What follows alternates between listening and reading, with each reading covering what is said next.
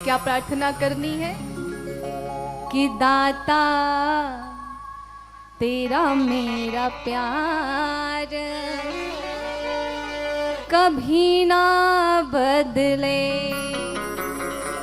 इन विचारों से बड़ा भय है। बदलता कौन है? विचार बदल जाते हैं। और इस संसार में जो कहते हैं ना, भाई हम आपसे बड़ा प्रेम करते हैं, पति पत्नी से कहता है, पिता पुत्र से कहता है कि भाई हम आपसे बड़ा प्रेम करते हैं, पर क्या वास्तव में सत्य है? जो प्रेम करता है वो कभी छोड़ के नहीं जाता, और जो छोड़ के चला गया वो उसने तो वास्तविक प्रेम किया ही नहीं। किया क्या? जो छोड़ के ही चला जाए प्रेमी कैसा? अरे प्रेमी हो मेरे कन्हैया की तरह, जो एक बार हाथ पकड़े तो कि दाता तेरा मेरा प्यार कभी नहीं, कभी ना बदले। और मुझे सबसे ज्यादा भय किस चीज से है मेरे प्रभु? मेरे इन विचारों से। इसमें कुटिलता भरी हुई है। ये जो नेत्र है ना, इस झूठी दुनिया की जरा सी चमक क्या देख लेते हैं ना, चल पड़ते हैं उसी तरफ। और जो इसने चमक देखी तो इसका प्रभाव तुरंत हमारे विचारों पे पड़ता है। इसलिए प्रभु कि मेरा ये विचार कभी ना बदले। हे नाथ, मेरे विचारों को जकड़ के रखिएगा, ये बदलने ना पाए। सच्चिदानंद रूपाय, जो सत है, चित है, आनंद, जो तीनों तापों के अधिष्ठाता हैं, जो जिनकी शरण में जाने के बाद हम मनुष्यों के, भक्तों के सारे ताप पाप नष्ट हो जाते हैं, ऐसे श्री बांके बिहारी के चरणों में कोटिशः प्रणाम करते हैं। ये श्रीमद् भागवत की कथा के प्रथम श्लोक का अर्थ है। ये प्रभु के महात्म का प्रथम अंग है कि प्रभु की शरण में जाओ, और जो एक बार जाओ तो फिर से इस संसार में फंसना नहीं है। कभी कभी क्या करते हैं, कुछ लोगों का स्वभाव होता है कि घर में थोड़ा सा खटपट हो गई, पत्नी से थोड़ी सी खटपट हुई, तो मन में तो कोई वैराग्य नहीं है, मन में भक्ति नहीं है, मन में अभी तृष्णाओं ने घेर के जकड़ के रखा है मन को। लेकिन पत्नी से थोड़ी सी खटपट हुई तो कह दिए, देखो ज़्यादा बोलोगी ना तो मैं तुरंत जाके साधु बन जाऊंगा, भगवान की शरण में चला जाऊंगा, झगड़ा नहीं करना। अब पत्नी भी क्रोध में बोली, जाना है तो जाओ। समय क्रोध थोड़ा ज्यादा, उठाए लुटिया और निकल पड़े। लेकिन जब आधे रास्ते में पहुंचे तभी याद आई, अरे मैं तो चला आया, लेकिन जो मेरा पोता है उसका ध्यान कौन रखेगा? वो तो बड़ा छोटा है अभी। मुंह से तो कह दिया भगवान की शरण में जा रहा हूं, साधु बन जाऊंगा, लेकिन मन से अभी वैराग्य नहीं हुआ। तो हे प्रभु, जो ये मन से वैराग्य मुझे प्रदान किया है ना, तो अब कभी विचार ना बदले।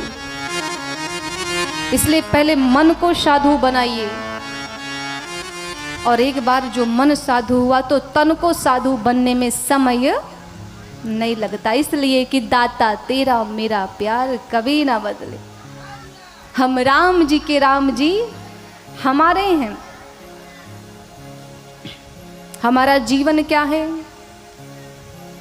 कालव्याल मुखग्रास। हमारा जीवन क्या है? जीवन की वास्तविकता क्या है? इसको देखिएगा। कालव्याल मुखग्रा त्रास निर्णास है तवे।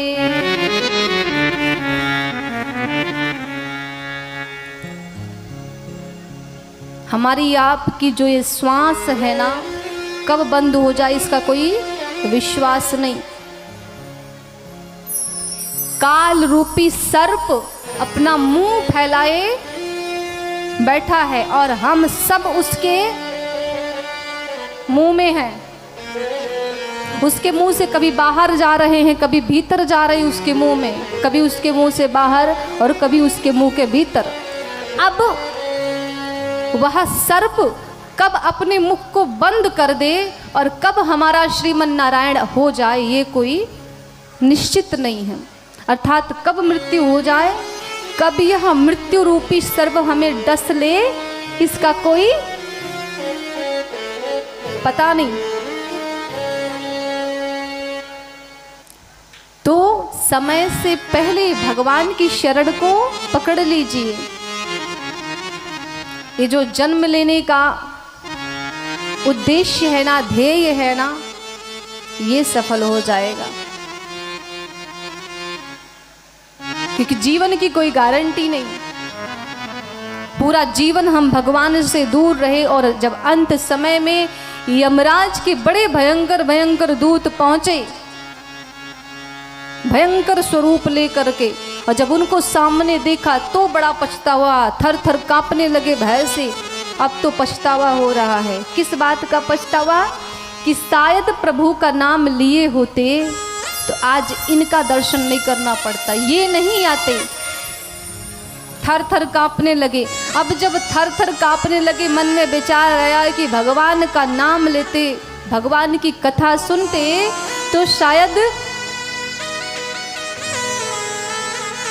ये नहीं आते, आज निश्चित मेरे प्रभु आते मुझे अपने धाम ले जाने के लिए। और जो शरीर थर थर कांपी तो मन में इच्छा हुई कि चलो ठीक है, पूरा जीवन तो नाम नहीं लिया, अब मरते मरते ले लेता हूँ। पर एक बात बताएं, जब मृत्यु आती है तो सबसे पहले ये जो कंठ है ना, ये अवरुद्ध हो जाता है। बोलना बहुत कुछ चाहते हैं पर बोल कुछ नहीं पाते। कोई अर्थ नहीं है, कोई मतलब नहीं है। इसलिए समय रहते भगवान की शरण में जाइए। भगवान ये नहीं कहते कि हाँ, मेरी शरण में आने से पहले अपना पूरा परिवार छोड़ दीजिए, सगे संबंधियों को त्याग दीजिए, पत्नी बच्चों को छोड़ दीजिए। भगवान कभी ये नहीं कहते। सबको साथ में ले करके मेरी शरण में आइए, भगवान ये कहते हैं। भगवान की शरण में जाने का ये अर्थ नहीं है कि हाँ आप साधु बन जाओ, घर द्वार छोड़ दो तभी भगवान मिलेंगे, ऐसा नहीं है। भगवान तो केवल प्रेम के प्यासे हैं। प्रेम से यदि पुकारोगे तो किसी भी स्थिति में प्रभु आपको प्राप्त हो जाएंगे। तो अपने पत्नी बच्चों के साथ प्रभु की शरण में जाइए। और इसके बाद में जब प्रभु की शरण में जाएंगे तो अपने आप सारे ताप पाप नष्ट हो जाएंगे।